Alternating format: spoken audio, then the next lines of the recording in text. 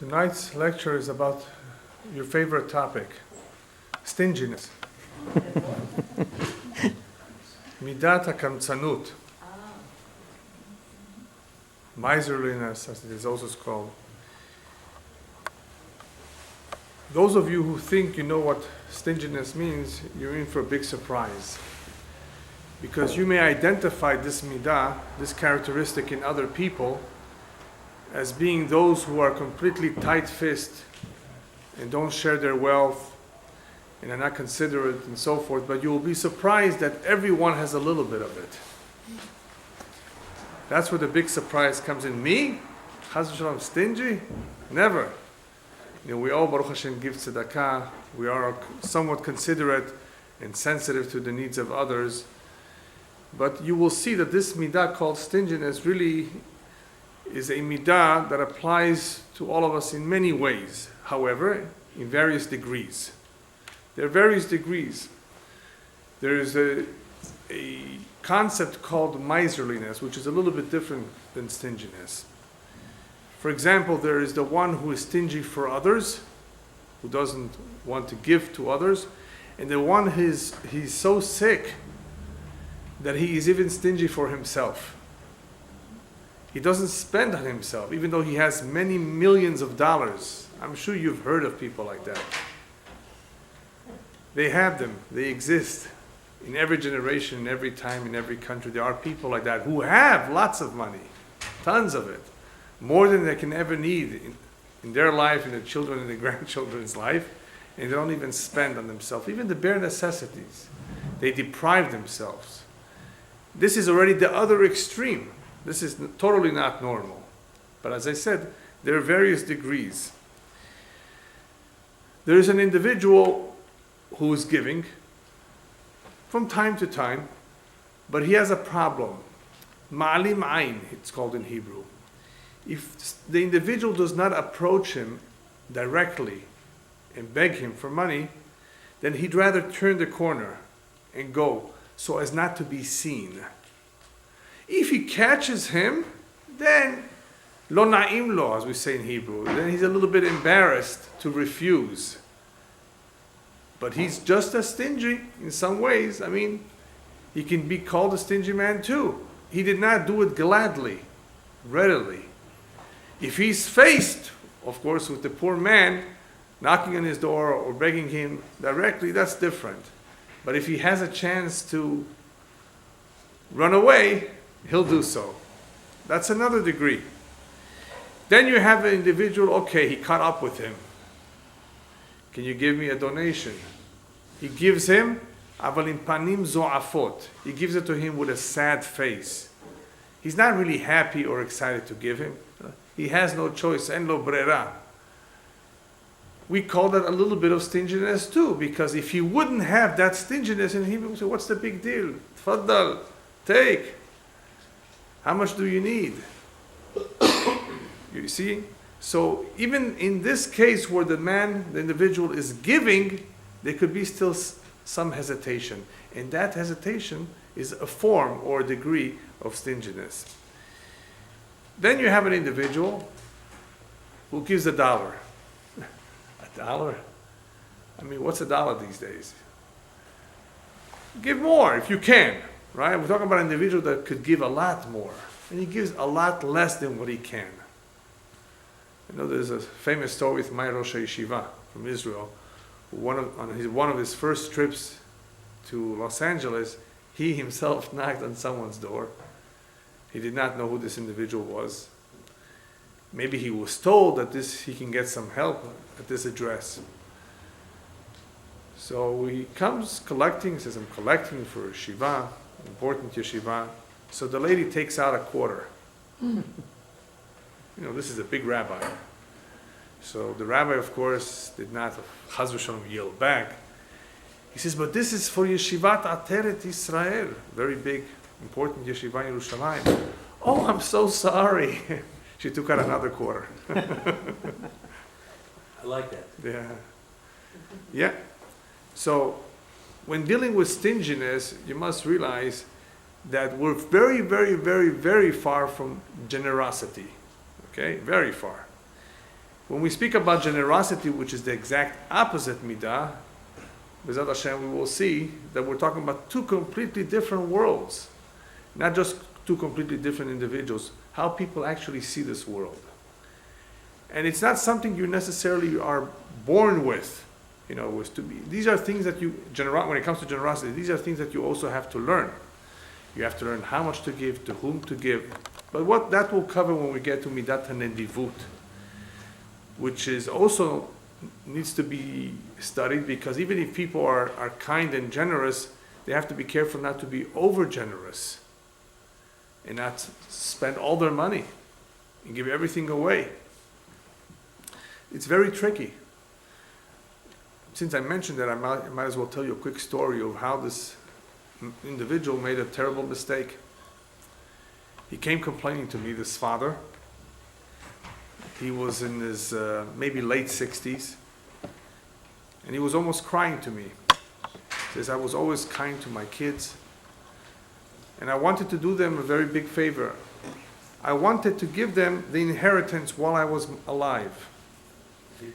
And he gave his daughter just about almost everything while he's alive. And what happened next? They threw him out of his house. Could you believe it? The daughter and the son-in-law threw him out of his house. He says, it's ours right now. I couldn't believe it. That was the first time I ever heard something like that. But this exists. It exists. And had this individual learned Torah, learned halachot, all of this is already written. You see, our history is very, very old. Ve'en hadash tachat hashemesh. There's nothing new under the sun. And these mistakes happen over and over when people don't learn from past mistakes, don't learn Torah. So here's an individual who wanted to be nice. Now, I must say something. I don't know exactly all the details of that story. In order to judge properly the situation, you have to hear both sides. But it must be that those kids are not just wicked children. Something must have happened for them to do those. But nevertheless, it's still not a very good idea, not a good thing to do, to take a chance. Because even if your child is a good child, he's marrying someone else who's not your child. And that's when the troubles begin. So you have an individual, we're talking about stinginess, who is a little bit difficult with sharing his wealth with others. He could also be called a tsar ayn. What's a tsar ayn? Tsarut ayn is the narrowness of the eye. Rabbis tell us that it's an ugly midah when one has a narrow eye. What's a narrow eye? Narrow eye means two things. Either atalo mefargen le'acherim, as we say in Hebrew, you're not happy for others when they buy themselves a new house, a new car. It's one thing to be jealous. Then there's somebody who's not jealous because he wants what he has. He's not happy that the other one has what he has. You see the difference? Jealousy, plain jealousy, is you want to have what the other one has. Oh, I'd love to have what he just got. There's something uglier, worse than that. You have what the other one has. You don't want him to have it. You're unhappy that he has a new house, that he just built himself a beautiful home. That's sarut ayn. That's one kind of sarut ayn. The second kind of sarut ayn is similar to stinginess. A narrow eye, meaning that you're only focused on yourself. That's what a narrow eye is, right? You only see yourself. You don't want to lend that which you have to others. To lend, you're not giving it away. You're just borrowing your hammer. When we spoke about sarat, in speaking about either lashon hara or arrogance, I mentioned that sarat, the leprosy, used to come about for one or three reasons. Either because of lashon hara, gossiping, slandering, or because of arrogance, or because of tsarut ayn. Tsarut ayn meaning that he never lent his stuff, he never shared his belongings. So one of the types of leprosies would not only come on the skin, it could come on one's clothing, it could come on the walls of one's home. When it would come on the walls of one's homes, he would be instructed, the one who had a problem of a discoloration in his walls, take out all your furniture outside. Because if the Kohen comes and says it's all tameh, it's real tzarat, you don't want all your furniture to become tameh. It's a big problem later to make it clean, to purify it. Not everything can be cleansed. So take it out. So when he comes, worst comes to worst, you have to undo the walls, you have to replaster and so forth. So what would happen when this individual who has a potential tzarat in his house takes out his furniture in the outside lawn? The neighbor will come and say, oh, I see you do have a hammer and you didn't want to lend it to me. How come you told me you didn't have one? See, now he's embarrassed because he's being exposed. Now the truth is coming out. It wasn't that he didn't have when he said, I don't have one. You do have one, you just didn't want to lend it to me. You had sarut ayn. Right? You didn't want to share. You were not giving, you were not kind. So now you're being exposed. So that sarat was to expose him, and it was to atone, was to teach him a lesson. But that's another form of stinginess, called sarut ayn. Then you have a term that's used in the Torah, it's called Nabal. Nabal is a very, very, very heavy term to use against someone who's really malicious, who's really despicable.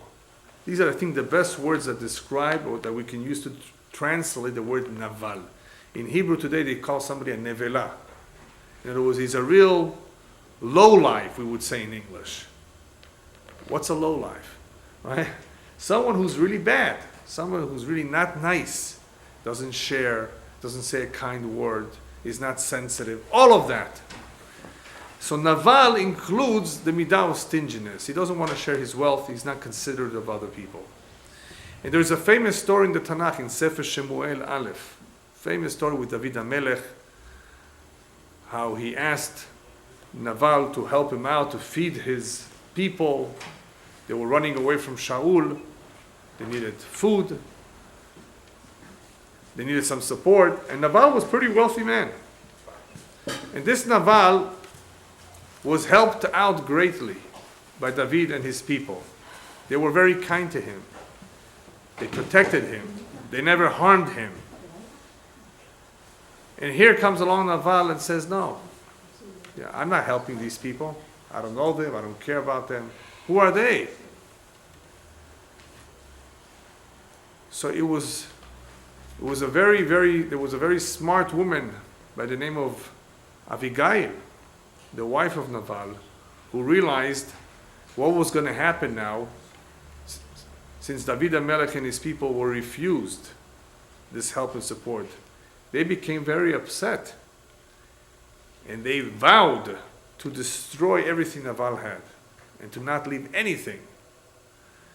And she, not knowing this, on her own, realizing that her husband was a stingy man, a miser, she on her own, she was a smart woman, took a whole load of drinks and food for all the people of David HaMelech that came with him. And she mamash caught up to them, as we say in Hebrew, badaka tish'im, at the last possible moment, right before they were about to invade and destroy. And here she said, I'm sorry that you were so treated, because she was informed by one of the servants that this is what was going to happen. That, it may happen. She better do something quick. And she did. She acted quickly, and she appeased David HaMelech, and she gave him all that he needed. And as a result of that, everything was spared. 10 days later, however, Nabal died in a magefa. Kadosh Baruch Hu took him from this world. David HaMelech, the story goes on to say, married Abigail. She was one of his wives. The point of the story is, this is a famous story that proves several points. We're not just talking about somebody who's stingy. In that particular story, we're also talking about a midah that I've talked about in the past called kfiyut tova, being ungrateful. Na shukra, right? In Farsi. Where a person does not recognize the good that somebody did to them. He did you something good. He did you a favor. And now you don't even return the favor. It's one thing, you don't help others who are in need. But what about somebody who was nice to you? That's called kafui tova. So this Nabal, is used as an example. This story is used as an example of an individual who's really despicable in every way possible. Ungrateful, insensitive. People are in really great need, and you have the means to help them, and you don't do so because you're stingy. So people, recall this story when we speak about a Nabal. This is a Nabal. His name was Nabal. So a Nabal, all he does is he's concerned with himself. He's not concerned with the welfare of others, even though they were nice to him. It's brought down in the Sefarim that the shoresh, the root of kin'ah and sin'ah. Kin'ah is jealousy, sin'ah hatred, which we haven't spoken about hatred yet, but the root of these midot, which are also very negative type of midot, are to be found in kamtsanut. In other words, there is a higher level, a higher problem that can exist in an individual that eventually leads to jealousy. Had he not had this weakness, he would not be jealous, or he would not have something against others. It begins with kamtsanut. It begins with a certain narrow-mindedness where a person is focused only on himself, and as a result of that, he may also be jealous of others. So, the rabbis tell us, once you understand what kamtsanut is all about, you will notice that a kamtsan, a stingy man, has many midot ra'ot, not just one. Right? Since this may be the root of others, of other characteristics, you will eventually come across an individual who does not only possess one bad characteristic or one weakness. This weakness probably is one of many that this individual has. A real kamtsan, a real stingy man, therefore has many problems, not just stinginess. Has a lot of work to do. So, what's the big deal about it? So he doesn't help people. No. In the same way that stinginess shows that this man has many other weaknesses, additional weaknesses, it also is indicative that this individual cannot be Oved Hashem Karaui. He will not be able to worship Hashem properly. His service to Hashem, his performance of mitzvot will be lacking. It is impossible that he will be able to excel and do a good job when it comes to being an observant Jew. This will be in his way. Kamtsanut will be in the way of being Oved Hashem Karaui. As an example, let's see what will suffer. Which area of Torah will suffer as a result of kamtsanut? Well, the obvious one is tzedakah, right? He will not be charitable, right? Whether it's in Purim, when everybody is generous more than ever, or whether it's in some other time of the year, when people are in greater need because of the holidays. He will not have compassion for the poor, lo merachem al aniyim, which is a problem. In other words, if he's a member of a community, you're going to have a hard time collecting membership dues from him for whatever needs there may be in the community. When it comes to business, as a businessman, he won't be easygoing. He will be makpid. He will be very strict about every penny, about just about anything. He will not be a vatran. Okay, fine. Take it for less. It's okay. It's a little used anyway. I've had it for a long time. Some people are easygoing about it. Especially if you want to sell something and you haven't sold something for a while. Everybody wants to just sell. Okay, take it for less. But a person who's stingy when it comes to business will not be an easy businessman. He just will not give you an easy time if you're trying to buy something, get a good deal. He's too makpid, too strict. People will not benefit from him. That's another area. Nobody will benefit him. In other words, no one will be able to say a good thing about him at his funeral because nobody ever benefited from him. He never said a kind word, never visited the sick, never involved himself in community affairs. This man probably does not have bitachon in Hashem, proper reliance in Hashem, in God. Lo mehader b'mitzvot, he does not beautify or embellish the mitzvot. What does that mean? Let's say you buy an etrog right now for mitzvot, or in Sukkot. Etrog, lulav, arba minim. You can buy one for $10, you can buy one for $100, you can buy one for even more. One who really loves mitzvot, mehader, he beautifies, he spends a little bit more. I mean, after all, you bought yourself a Lexus recently, the latest one, so you're being mehader in cars, right? For whatever reason. You're mehader in your furniture in your house. You're mehader in all sorts of things that you allow yourself. You go the grand way. Make a wedding, especially if it's a Persian wedding. It has to be in the Biltmore Hotel, right? Not necessarily, but it has to be fancy, right? Mehader, it's a wedding.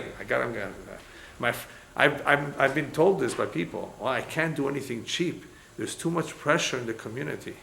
You know, they're not going to be happy if we do anything less than this. What do you care? All right, fine. You have pressure. But what about mitzvot?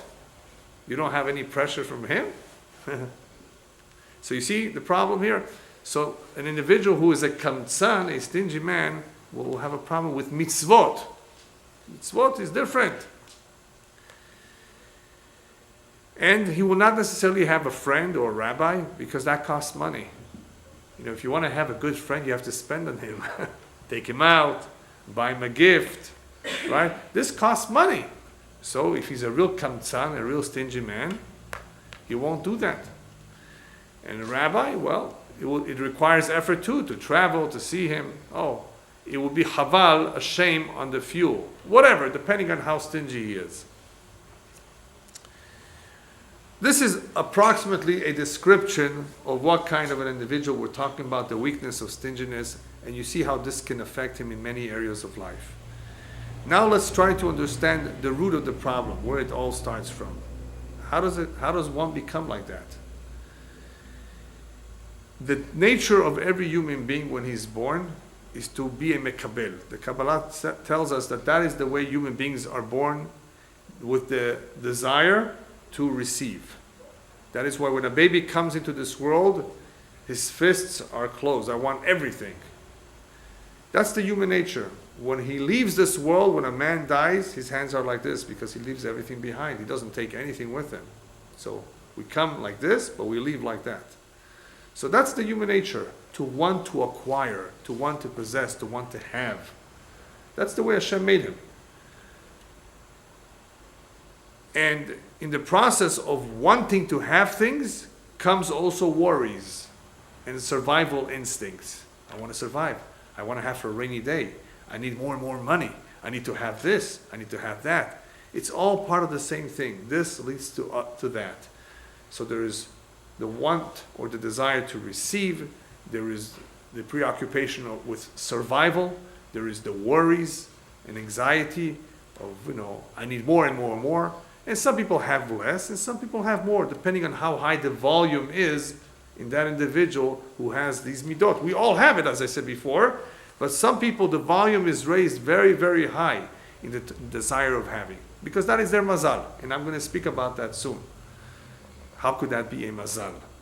But that just happens to be that because of his mazal and the various inclinations that he has, this is his challenge, that he has this propensity to want to acquire a tremendous amount of wealth and therefore possibly not even wanting to share it, keeping it all for himself.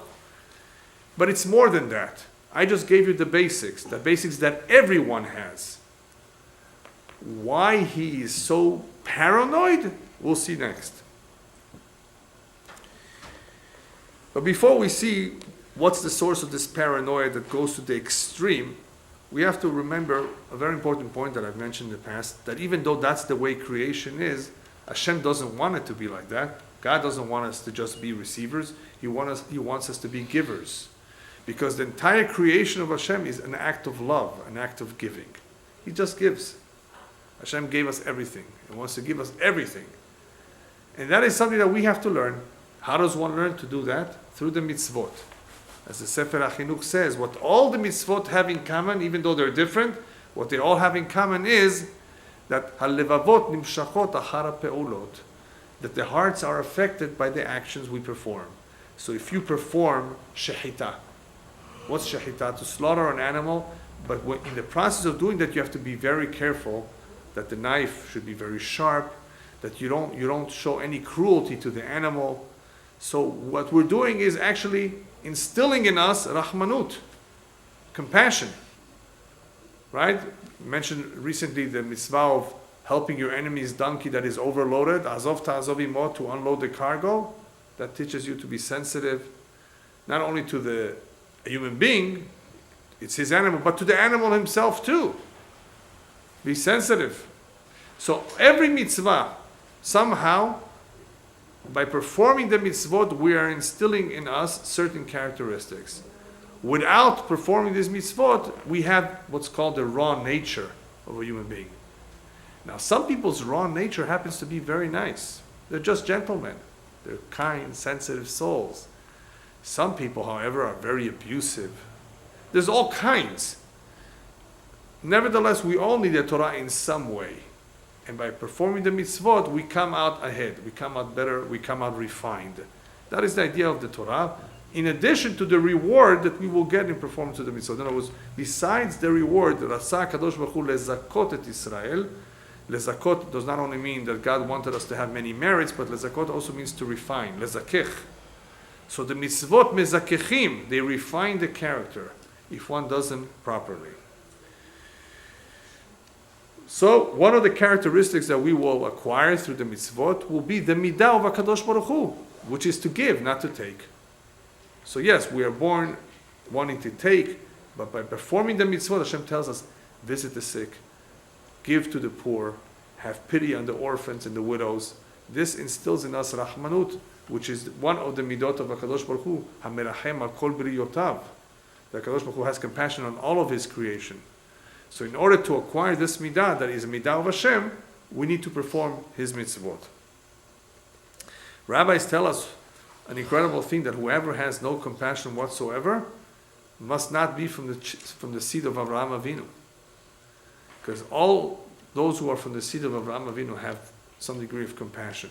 And if an individual has no compassion whatsoever, maybe there's non-Jewish blood running through his veins, that he's so cruel and so insensitive to his brother. I'm talking about to your own brother, right? So that's something that could be a red light. It could be a warning signal that there's something wrong here. How could this be that a Jew should be totally not compassionate?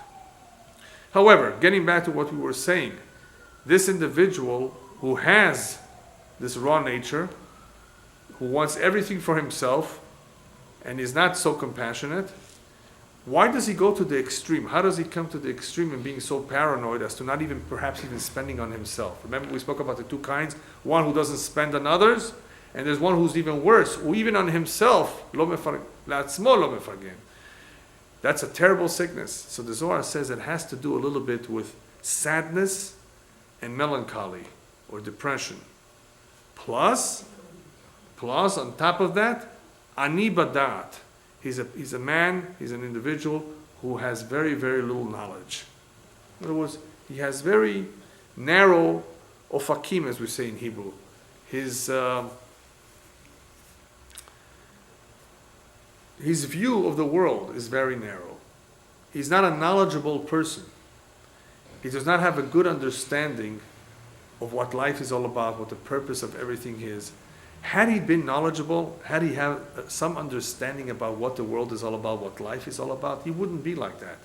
So this is indicative, if you took it to that extreme, remember, to the extreme, because on the average, everybody has a little bit of it, but to the extreme, it must be that he doesn't have that much knowledge. Wani bedat, the mind is narrow. He doesn't see.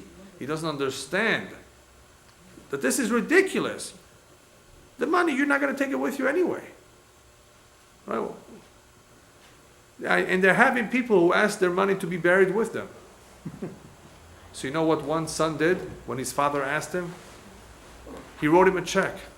Yeah. I always tell people that opening up banks at the cemetery.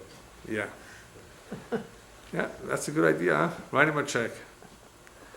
So anyway, sadness, certain melancholy or depressive state of mind where he is in a way lost or imprisoned in his own self, in his own body, in such a way that he doesn't know how to get out of it.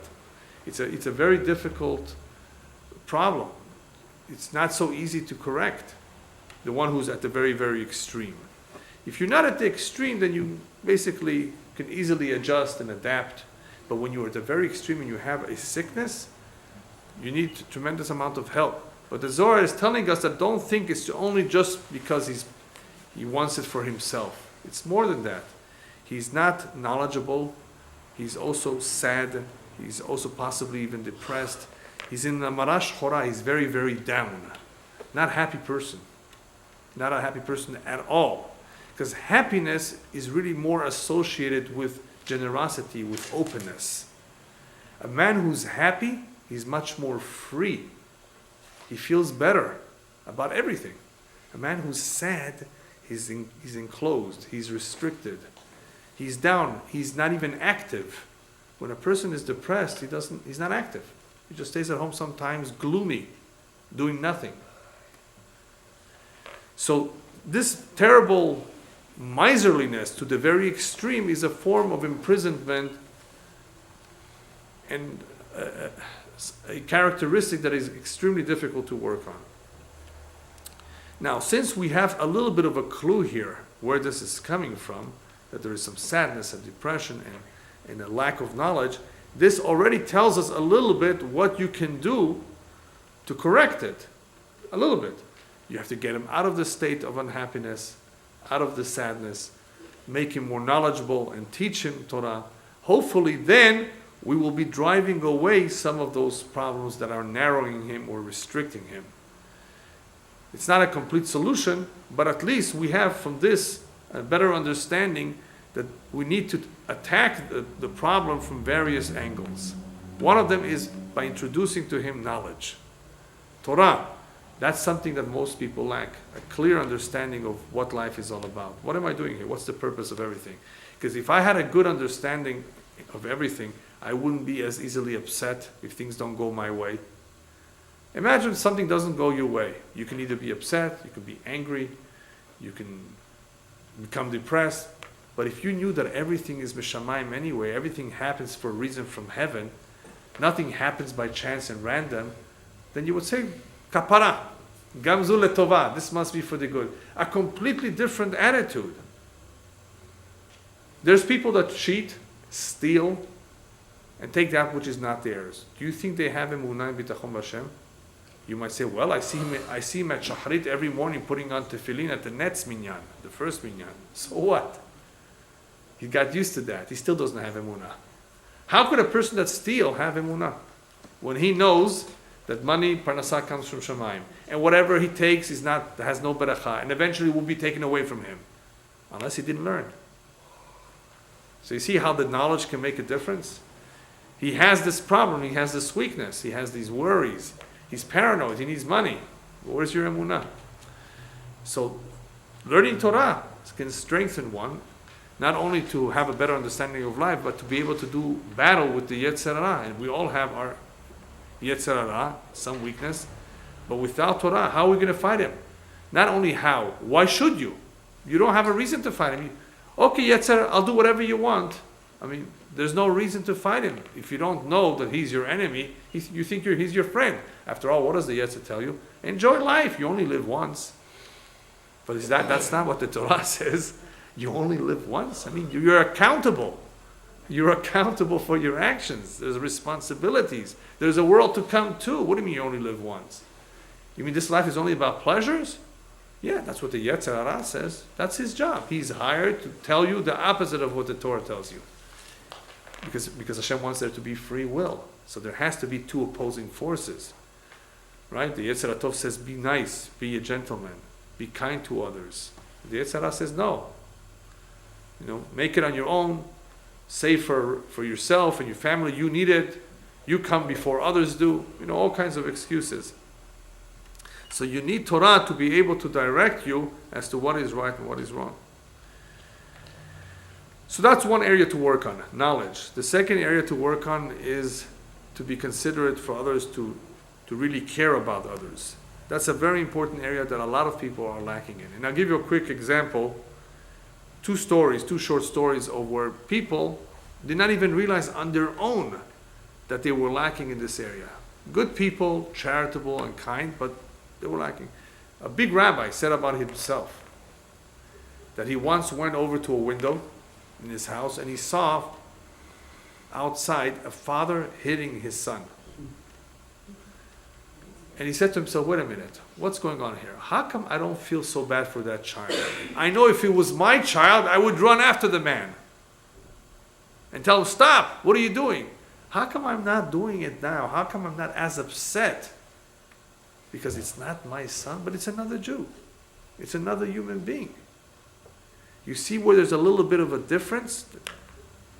When there shouldn't be. What's the difference? Just because it's your son, that's when you care? That's when you're going to do something about it? And if it's somebody else, this is a big rabbi saying this to himself, criticizing himself. How come I didn't jump? How come I didn't react in the same way? Another quick story where there was a shidduch, a match between the rabbi's daughter and the son of a very wealthy man in the community. All right. They come to drink l'chaim to the house of the rabbi, and the future father-in-law, in other words, the father of the Hatan, sees that the rabbi is very preoccupied with something. So he says, can I help you? What are you so preoccupied with? What are you so concerned about? He says, there's somebody very, very sick in the community that I'm really worried about. I'm trying to figure out what to do, how to help him. He says, Rabbi, why are you so worried? It's not your son. Somebody else in the community is so much on your mind. He says, if that's the case, if that's the way you think, I don't want this shidduch. I'm canceling the whole match. A man who has no compassion for another Jew, I don't want him for my daughter. I don't want his son for my daughter. This is not normal. A Jew has to have some compassion for another Jew. That was enough to tell him that this man lacked that compassion. Look how he reacted. What do you mean? It's somebody else's. What's the difference? What do these stories show? That there are various degrees in compassion and in how much we care for others. This is therefore an area that has to be further developed. If one wants to work on his stinginess, he has to train himself to be as caring to others as he is to his own. The Zohar says something incredible. This stingy man, if he does not work on himself or do anything to correct his problem, he will have a spirit called Ra'ah, HaMemunah al HaKamtzanut shetishlot alav. The spirit of stinginess is called Ra'ah, bad or evil. It will control him. What does it mean to control him? This is a fascinating thing. Not only will it make him much more stingy and hold him back in the future, it will do something terrible to him. The rabbis tell us that the kamtzan's money eventually will be given to somebody else. Listen to what Shlomo Melech says. Shlomo Melech, the wisest man that ever lived, in his Sefer Kohelet, which I highly recommend that you should learn once. Kohelet, Emishlei, but especially Kohelet, speaks about his tremendous experience that he has had in all his life. And he says one of the things that the most disturbed me and really made me feel bad is as follows. There's something terrible that I've seen happening to people, and it happens a lot. What's that? A man who's been blessed by God with wealth, possessions, and honor, and he's not lacking anything from what his heart desires. But Hashem will never give him the chance to ever enjoy it. Because somebody else will eventually get a hold of his money. This is so terrible. It's such a vanity.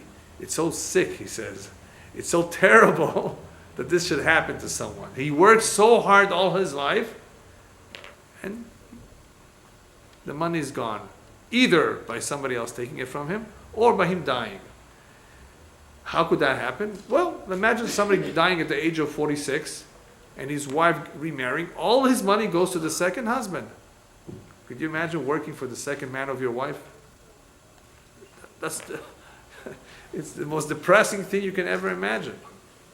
But that's what happens. A man works so hard, made so much, and never get a chance to enjoy it. That's a punishment mishamayim. And there was a real story that happened with such an individual. Man was sitting down eating dinner with his wife. He hears a knock on the door. Who's at the door? A beggar who you can see on him that he hasn't showered for a while. He hasn't eaten for a while. He was very hungry, in great need. And he asks for some food, for a donation. And what does this wealthy man do? Yells at him, "Go get yourself a job," and shuts the door in his face. Very, very not nice. But that's what he did. That's all he knew. A few weeks later, this man's businesses started going down. Little by little, he had to sell off what he had, including his furniture. He became poorer and poorer by the day, until he felt so ashamed of himself that he couldn't support his wife, that he divorced her. And she agreed. This man went off on his way, and she went off on her way. She was still young, and she remarried. Married a nice young man, a gentleman, a kind-hearted person, totally different than the first husband. This young couple, new couple, is sitting down, and a similar story happens to them too. Again, in the middle of dinner, which is a difficult time, you're busy and eating, you don't want to be bothered. A knock on the door. Okay, this man at least was a gentleman. So he goes over to the door. "Yes, can I help you?" Says, "I don't have anything. Could you help me? I haven't eaten for a while." "Sure. Come in. Here's some food. Here's some money." This second husband was a gentleman. He treated the guy fairly. He goes back to his seat to sit with his wife to finish dinner, and he looks at his wife and he notices that she's pale. He says, "Honey, what's wrong with you? Something happened?" He says, "You're pale." He says, "You don't understand. That guy who was at the door, that was my first husband. That beggar at the door was my first husband." And I couldn't imagine, he was a wealthy man, that he'd be the way he was, begging and looking the way he did. He says, "That's strange. That was your first husband? Remember, you also had once an incident you told me about that happened with you and your first husband. Somebody came knocking on the door and your husband shut the door in his face. Well, that was me." And you see what Hashem did? Hashem took the wealth of the first husband and gave it to the second husband, because the second husband started growing and becoming wealthy, and the first one started going down. That is the meaning, one of the meanings that Shlomo Melech says, "Yesh osher hashamur leba'alav lera'ato."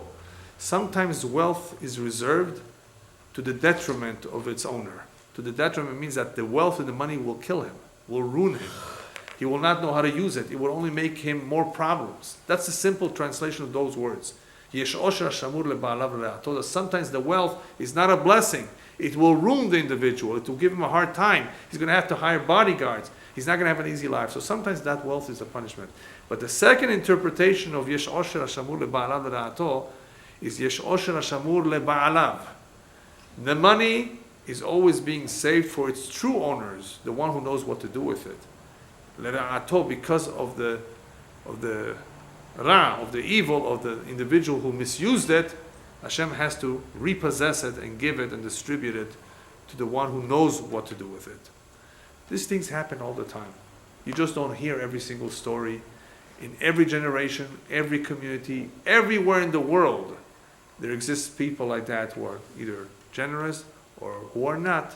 And these stories happen to them. They were all the way on top, and Hashem took them down to the bottom, either because they were arrogant, either because they made their money in illegal ways, or they made it on Shabbat, which is not, there's no blessing.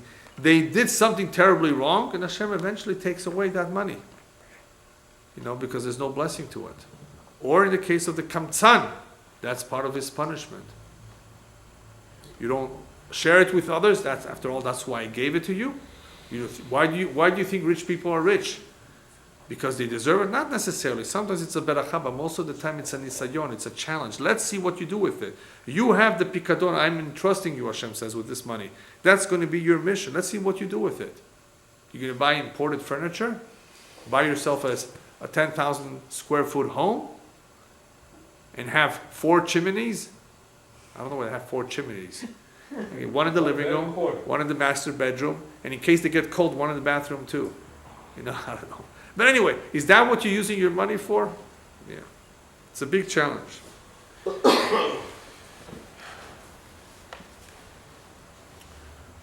Rabbis tell us that this man who's at Tzar Ayin, who's very narrow, who's very stingy and miserly, stay away from him. You don't want to give him any kavod, because if he does invite you to your house, he doesn't really mean it anyway. Come, why don't you come for dinner? He's just saying it so you should think that he's generous, but he doesn't really want you to come. He's going to watch over your food, what you eat and what you put in your plate, how many potatoes you took. Yes, there are people like that count every tomato and everything. Terrible. So you don't want to eat in somebody's home who's like that. As the pasuk says, Al tilham et lechem ra'ain. Don't eat in a meal of somebody who's a bad eye, who's narrow, who's stingy, who's a miser. The food is not blessed. Plus, you don't want to give him that kavod. You actually want to tell him, we know who you are. We know how you are. And therefore, we don't want to be a part of you. In other words, that's the only way he might get the point that people know that he's not for real. So therefore, have nothing to do with his food. What's funny is that Shlomo HaMelech reveals to us, as the rabbis explain, that even the birds who are flying over the stingy man's home, they know this home belongs to a stingy man. The birds know that.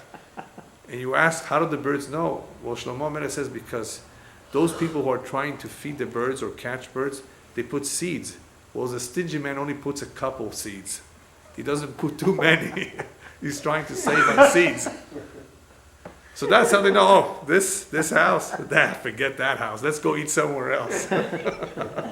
This guy is stingy. So even the birds know the stingy man. And of course, I think the Zohar says that the prayer of the stingy man is not even accepted upstairs. It goes to the other side, to the Sitra Hara. It goes to the dogs, as the Zohar says. In other words, even the Malachim, nobody accepts his prayer. No, he's not wanted anywhere. Anyway, you got an idea more or less of what this individual is going through, what his problems are. It's a terrible weakness. Now we've come to the part that we always leave for the end of the lecture is, how do you correct it? How do you really deal with it? Is there anything that we can do? As I've pointed out in the past, there are some midot that you cannot fight it up front. In other words, you cannot just attack it straight on. You have to go through the back door. You have to introduce other midot. You have to somehow deal with it in an indirect way. Otherwise, it's never going to go away. What's the one way to do it? I'm going to give you various ideas, but I think the first one is one of the most powerful ones. Listen to this one, because I think if anybody understands this point very well, it will shock him enough to start thinking about it at least. There was once a poor man who came to the Baal Shem Tov. Big tzaddik, this story goes back 260, 270 years ago. Rabbi, I have to marry off a daughter. I don't have enough money. I'm struggling. Why do I have such a terrible mazal? Why? Why is it coming to me? He says, you really have a very difficult mazal, but I'll help you out. Don't worry about it. Things will be okay. I'm going to give you a letter. Go to this community, not too far from here, and ask to speak to this individual. And hopefully he will help you. So he sent them off to the community with a letter of the Baal Shem Tov. He comes to the community and shows everybody the name.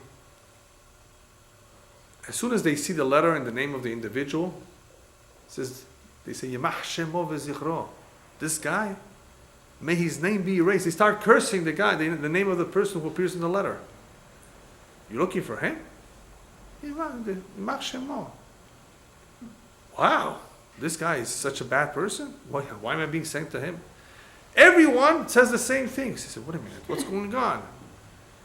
They finally asked, tell me, what's going on with him? He says, first of all, this guy is no longer alive. He's been dead for 65 years. He says, what? Not only is everybody cursing him, he's been dead for 65 years. You don't believe us? Here, we'll take you to the cemetery. Here, you see the name of this letter? This is his tombstone. This is, what do you have against the guy? All right, he's dead. Oh, you don't understand. This guy was a stingy man. Never gave a penny to tzedakah, never helped anybody in the community. And most of us still remember him. You know, the older people. Wow, so he's dead and he was such a wicked guy. Now he's really puzzled. Why is the Baal Shem Tov sending him to this community? Goes back, Rabbi, what'd you do to me? You sent me to the city. They're all cursing this guy. He's been dead for 65 years.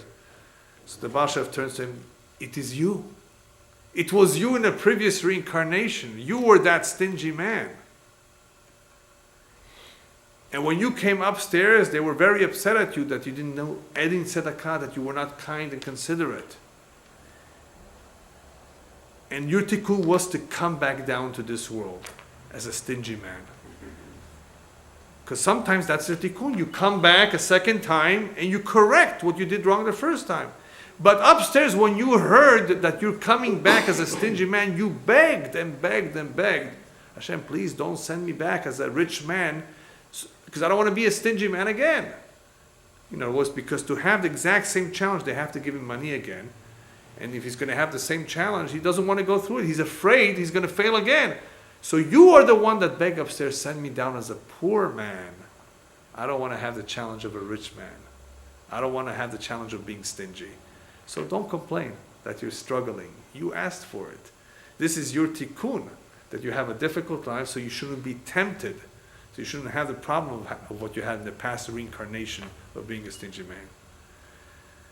Incredible story, but what is the point? The point is, if someone is stingy, if he has this problem, he should think for a moment, wait a minute, maybe that's why I'm here for. This is my opportunity to fix it, because perhaps last time around, this was the problem.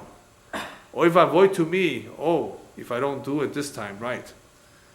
If he really understands this very, very well, that he has a mission, and this particular challenge, which is so difficult for him, may be the challenge, the tikkun, the mission, then hopefully he'll take things more seriously. After all, we're talking about an extreme situation, not somebody who is okay, tzedakah once in a while, but he does it. No, he doesn't do it at all. He's sick. It's not normal. Well, maybe this is his challenge. So if he understands this very, very well, this may be a big help for him in trying to correct the problem, because then he's going to be afraid.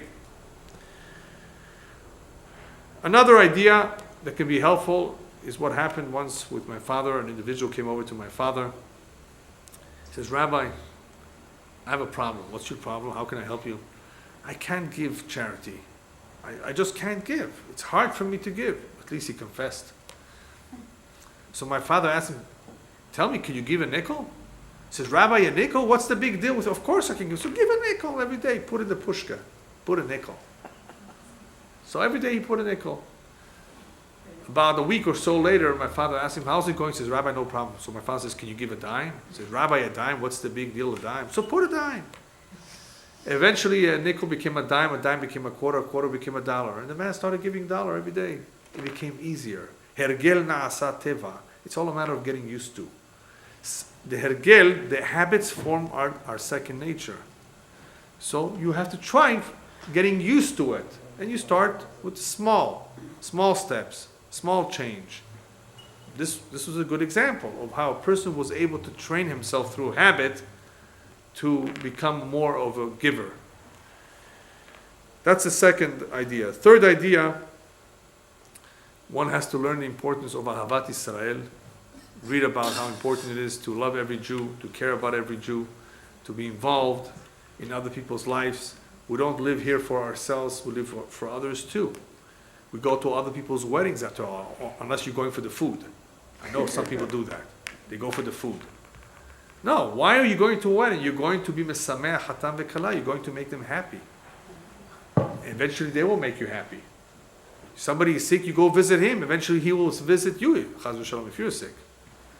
Attend funerals, even though it's hard. It's a big mitzvah, plus you're You're taking part in a very important event. An event that will remind you that this is the end of every human being. Right? That he goes to his grave. Plus, you are being melaveh, you're accompanying the niftar. It means you're being considerate of somebody else, giving him his last respects, as they say in English. These are all kinds of mitzvot and activities that a person has to increase his awareness about them and practice them. Achnasat orchim. In this country, a lot of people have a problem with part of achnasat orchim. Achnasat orchim has two parts to it. Giving somebody a meal, inviting him over, and giving him a bed. People will give him a meal, but not necessarily a bed. Well, I don't blame them if they don't know him because they don't want to put somebody in their home. They don't know who it is. But you can lock the door. The point is, if you can, do it. Achnasat orchim is a big mitzvah. Is to give of what you have to others and to share with them the time that you'll be spending together. It's not just the food, it's the time, it's the attention. Visiting the sick sometimes requires you to go out of your way. It's late, and it's far, but that's also a big mitzvah. There's another idea called laset be'ol chavero. Laset be'ol chavero means to carry the burden of your friend. What does it mean to carry the burden? Let's say somebody comes over to your house. Can you help me with this expense? This expense is for an operation. I need the money. I don't have insurance. So you can give him a check, or you have a choice. Bring him into your house. Can you tell me the story? Maybe I can help you. Listen to him. Sometimes the attention that you give him, sometimes the time that you're spending with him, and the reassurance is a lot more than any money you can give him. What are you going to give him already? He needs $40,000, and you're going to give him 18. We know that all small change will eventually add up to big change, but the 18 is a drop in the bucket.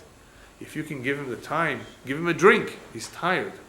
And be patient with him. Ozen kashevet, listen to his story.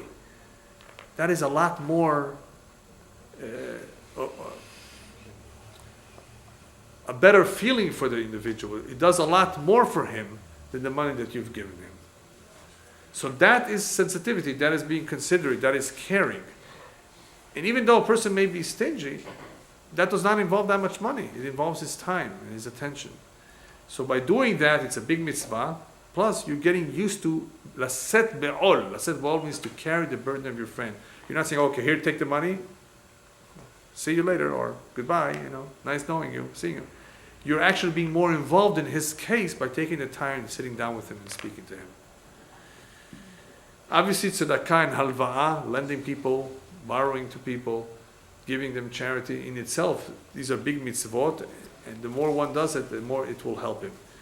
However, this is all very nice in theory. What about a person who really has a hard time doing it? He's just not, it doesn't come to him so easily. Rabbis tell us if it's very difficult for you, you have no choice. You have to force yourself, and the only way you can force yourself is by saying to yourself, okay, I'm not doing it for this man, I'm doing it for Hashem. That may help.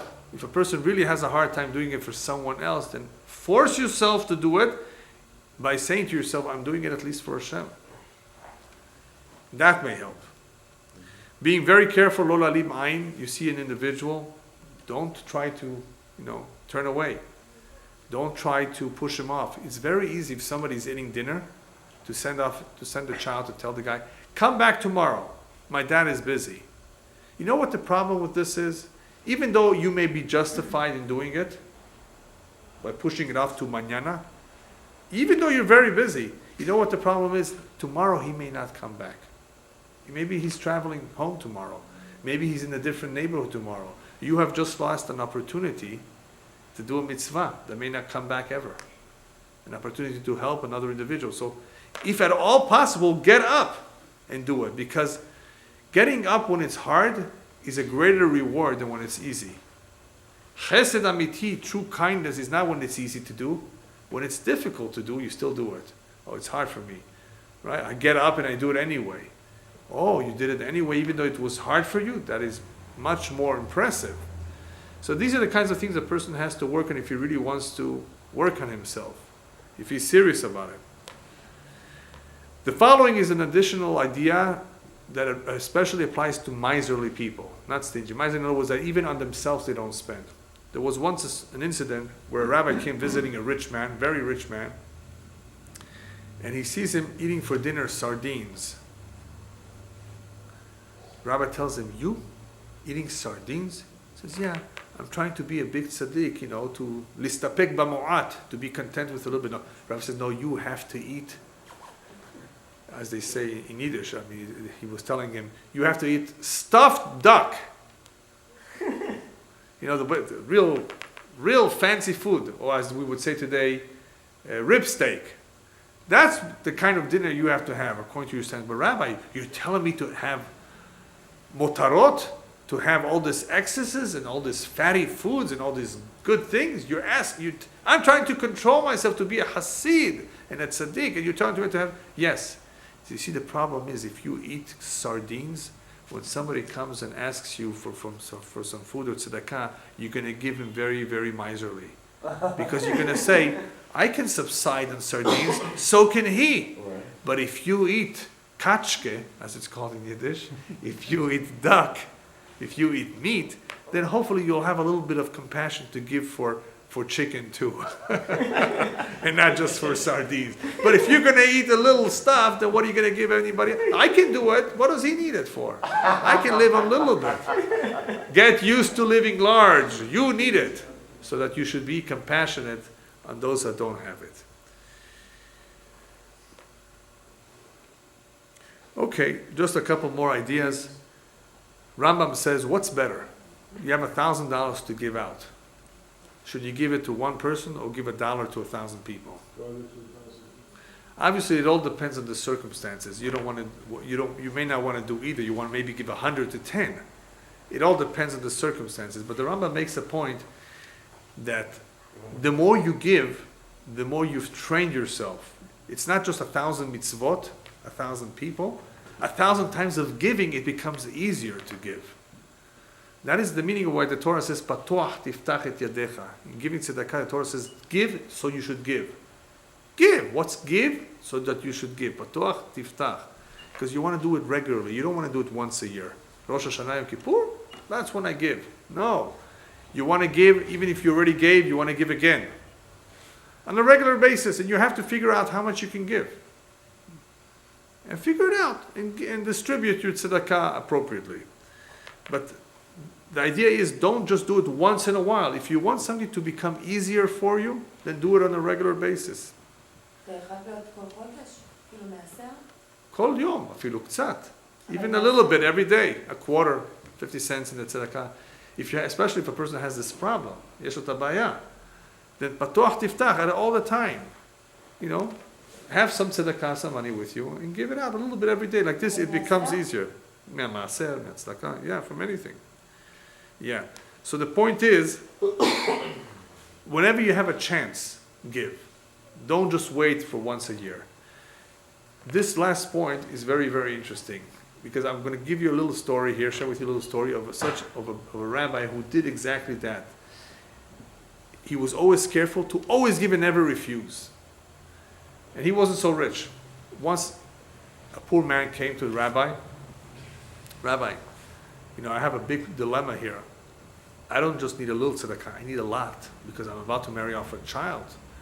Can you help me with anything? The rabbi says, I don't have any money. But here, take my wife's candelabra, the 2 sticks, silver. They didn't have 5 like we have today. Yeah, 2. Here, take these 2, go to the smith, the silversmith, in other words, and he will give you its value for it. But Rabbi, what is your wife going to use? He says, don't worry, I'm going to take 2 potatoes and put the candles in the potatoes. Stick them in. That's all she needs is something to hold the candles. So I'm going to take 2 potatoes for her. But go quickly before my wife comes, otherwise she's going to yell at me. So go quickly. So he ran out and he took the 2 candlesticks, the silver candlesticks, to the silversmith. And the silversmith, as soon as he saw it, he recognized that this belongs to the rabbi. And he says, what are you doing with this? He says, the rabbi gave it to me. He says, oh, no way. Here's the money, and go give it back to the rabbi. In other words, he wasn't willing that the rabbi should lose out. But the rabbi, of course, did an incredible, beautiful mitzvah in giving away whatever he had. He didn't have money? Okay, take whatever I have in the house. He did not want to refuse the man. Never refuse, because once you refuse, it becomes easier to refuse. But once you give, and you continuously give, it becomes easier to give and give. I'd like to finish with a very important idea that the rabbis tell us that this generation, the generation of Mashiach, has a very important tikkun. The tikkun of our generation is to give tzedakah. It is to be considerate and sincere and friendly and caring to every Jew, because the problem that destroyed the second temple was sinat chinam, was baseless hatred. And the way to correct that is through ahavat chinam. Ahavat chinam, which is selfless love, involves being kind and charitable and caring and so forth. And that is the meaning of Tzion b'mishpat yipadeh v'shaveh b'tzedakah. That Tzion b'zat Hashem will be redeemed through acts of charity. So HaKadosh Baruch Hashem enabled us today to do this. So He has also made Elal. You know what Elal is? Elal is a tube of aluminum that carries 250 people from Israel to LA in 15 hours. And a tube of aluminum that flies in the air and is able to bring poor people from Israel all the way to Los Angeles. Lezakot otano, in order for us to have the merit of helping rebuild Eretz Israel, helping the poor of Eretz Israel in 15 hours. Now, what was not possible years ago. Why is he doing that? So that we should have the mitzvah of tzedakah. This is a very beautiful mitzvah, and it is through the money of the Jews in Chutz La'aretz, a lot, Baruch Hashem, has been accomplished in Eretz Israel. The land of Israel is being built through tzedakah. And may it be the will of Hashem that we should have a chelek, a share in that beautiful mitzvah. Amen.